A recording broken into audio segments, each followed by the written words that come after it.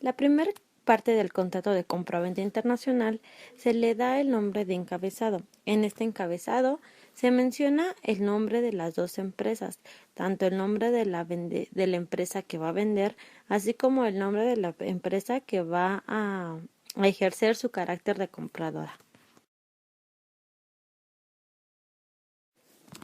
Declaraciones de la vendedora. Bueno, en este apartado podemos observar que la empresa aquí va a manifestar su legal constitución y su legítima presentación. Por eso mismo se pone el número de escritura en el que está constituida y en este caso el notario que le da fe y legalidad a la empresa. En este caso se debe de poner el número de notario público, asimismo su ubicación y el nombre completo del notario. En el punto número 2 se menciona quién es el legítimo representante de la empresa. Si no es el propietario en sí, es la persona que tiene el poder de firmar un contrato dentro de la misma. En el apartado número 3 es necesario que se ponga cuál es el objeto social. En este caso, pues es una fábrica. ¿A qué se dedica? ¿Cuál es el giro de la empresa? Del mismo modo, en el apartado número 4 se debe de poner el en dónde se va a estar ubicado la sede principal de la empresa, en este caso, por ejemplo, el almacén principal o el domicilio fiscal principal que se usa.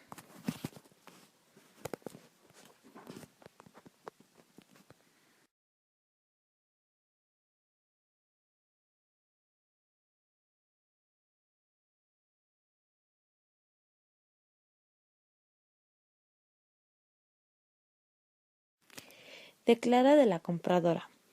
En este apartado vamos a poner qué leyes están rigiendo a a la empresa que va a adquirir los productos y qué reglamentos lo van a acreditar. En el apartado 2 vemos que se debe de poner quién es su representante legal, se debe de indicar el nombre y cuál es el papel que ejerce dentro de la empresa que lo faculta para suscribir un contrato.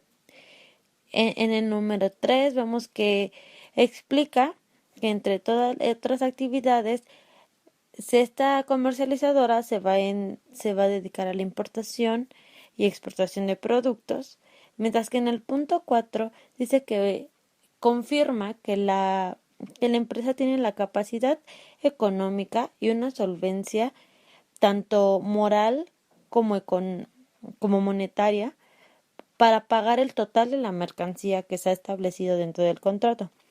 En el punto número 5 vemos que se debe de especificar dónde está la matriz de la empresa o, o la dirección que se usa en este caso en donde está acreditada. Esto nos sirve para que sea solamente una sede o la matriz específica para poder hacer la negociación y que no se mueva de área.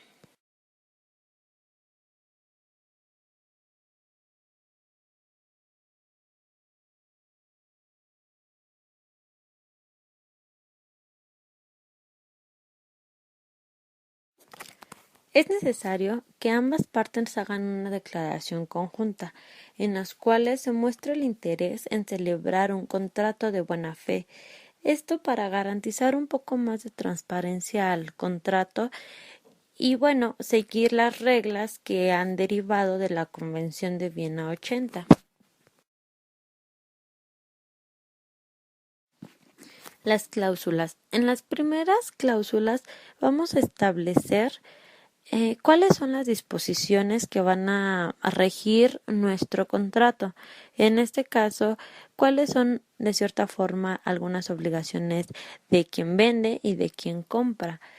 En esta primera cláusula vamos a ver que se especifica cuántos litros de pintura se van a adquirir. Solamente se especifica eso, mientras que se va a anexar adelante exactamente a detalle qué producto, qué mercancía, y tanto volumen como cantidad exacta para que este apartado quede muy específico y detallado y no provoque alguna controversia dentro del mismo.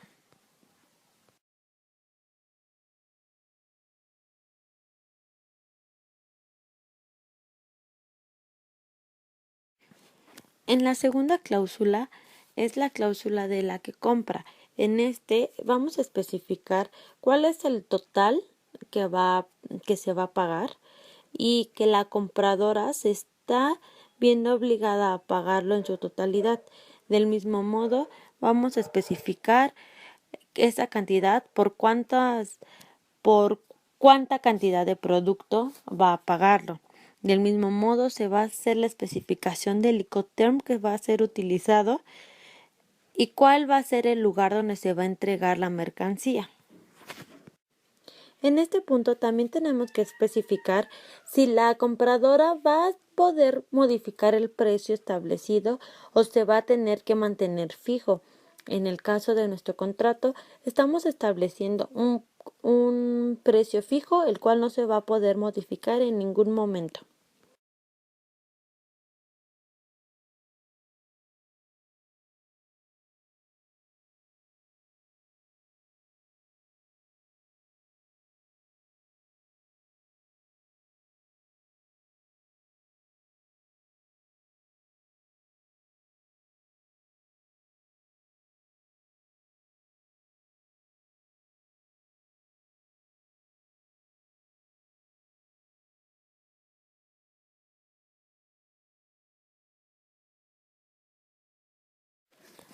La tercera cláusula es una cláusula muy importante, ya que en este vamos a especificar cuál va a ser la forma de pago de la compradora. Hay dos opciones para establecer esta cláusula. La primera va a ser la cláusula en la que se va a especificar si se va a usar una carta de crédito. En la segunda, vamos a especificar cuál va a ser la transferencia y en qué banco. Esta información debe de ser muy precisa, ya que de esto depende una de las principales bases del contrato. En el caso del ejemplo, nosotros elegimos la opción número 2, aunque la carta de crédito es una de las opciones de pagar más seguras, ya que nos garantiza que nuestro dinero pues va a estar seguro que se va a recibir. En la opción número 2 específicamente, la compradora se obliga a pagar el precio acordado en la cláusula mediante una transferencia electrónica y se va a especificar el nombre del banco, del mismo modo de que a qué ciudad va a pertenecer este banco o a qué ciudad queremos que nos llegue, a qué sucursal principalmente, y con cuántos días de anticipación se debe de usar. Normalmente es un estimado de 10 a 15 días hábiles o naturales, según sea el caso de lo que conviene a ambas partes.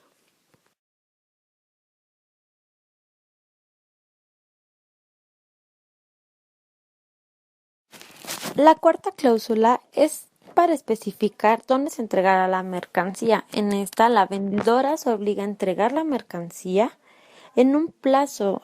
No se debe de especificar exactamente la fecha, pero se puede especificar un plazo, pero debe de ser un plazo exacto. Del mismo modo, se debe de mencionar el horario de la entrega y el lugar donde va a ser entregado según el Incoterm previamente establecido.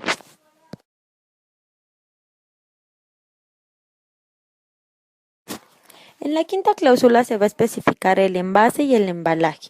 En este la vendedora declara que su mercancía, objeto de este contrato, se encuentra debidamente envasada de acuerdo a las normas para su adecuado transporte y manejo. Esta opción es importante ya que se debe de especificar según el contenido del producto que vamos a enviar. El vendedor, en este caso, puede hacer sugerencias de algo sencillo o de algo más grande según lo que acuerden entre los dos.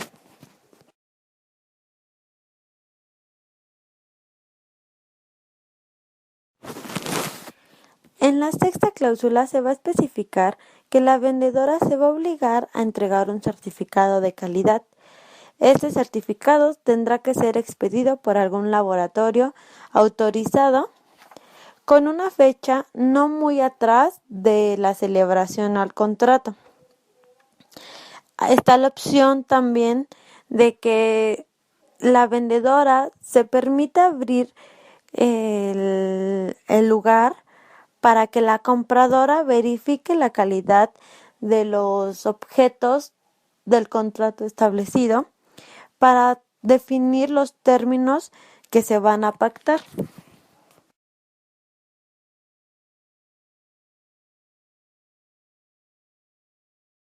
Séptima cláusula del contrato está dirigida a la parte vendedora, donde es necesario que esté registrada ante las autoridades competentes para poder ejercer sus derechos de distribución.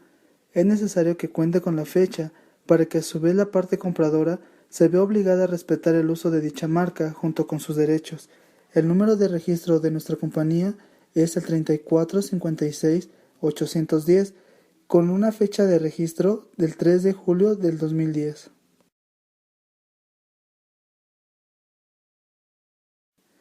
Octava cláusula.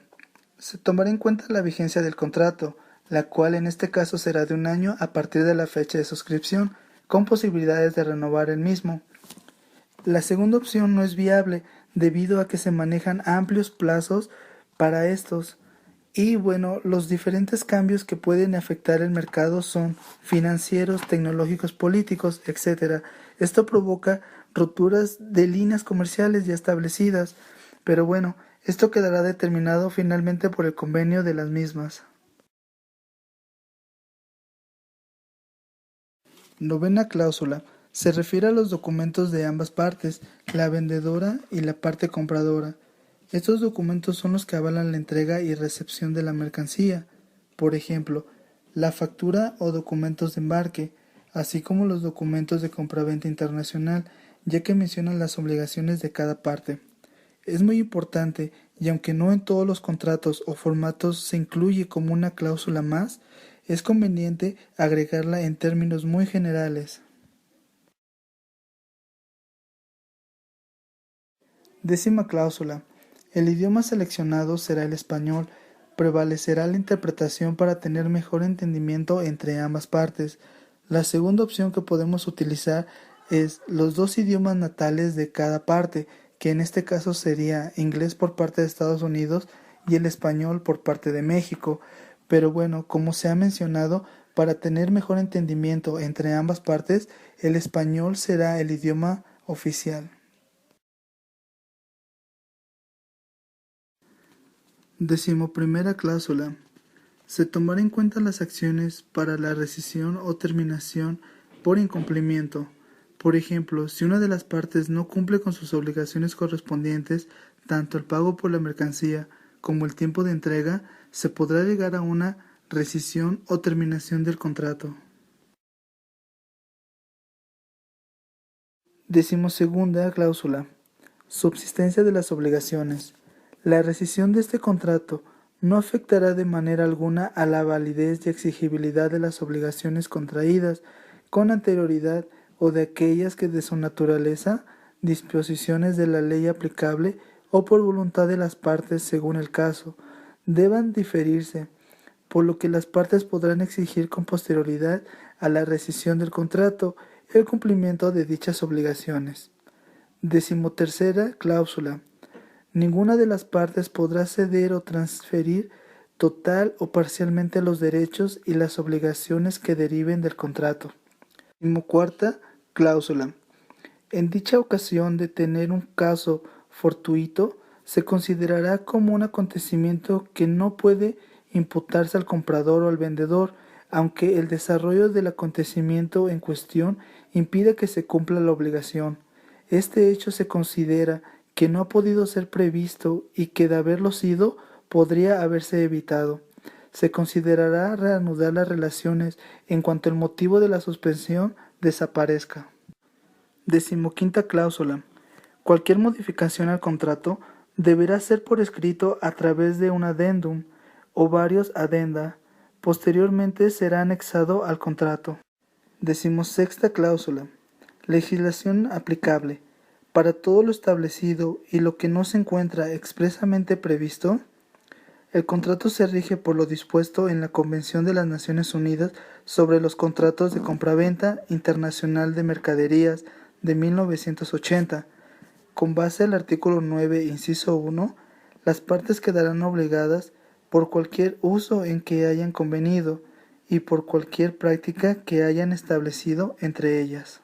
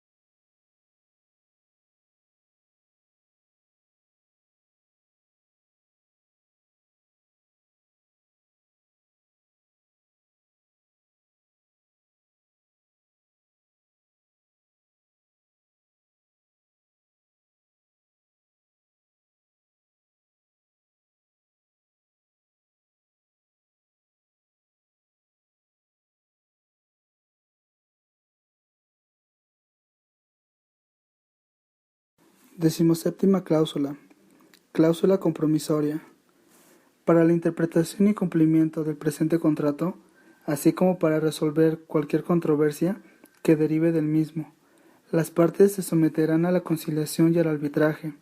De no llegar a un acuerdo, el Secretariado del Tratado de Libre Comercio de América del Norte, conformado por una sección canadiense, una sección mexicana y una sección estadounidense, serán responsables de la administración de las disposiciones sobre solución de controversias del Tratado de Libre Comercio de América del Norte.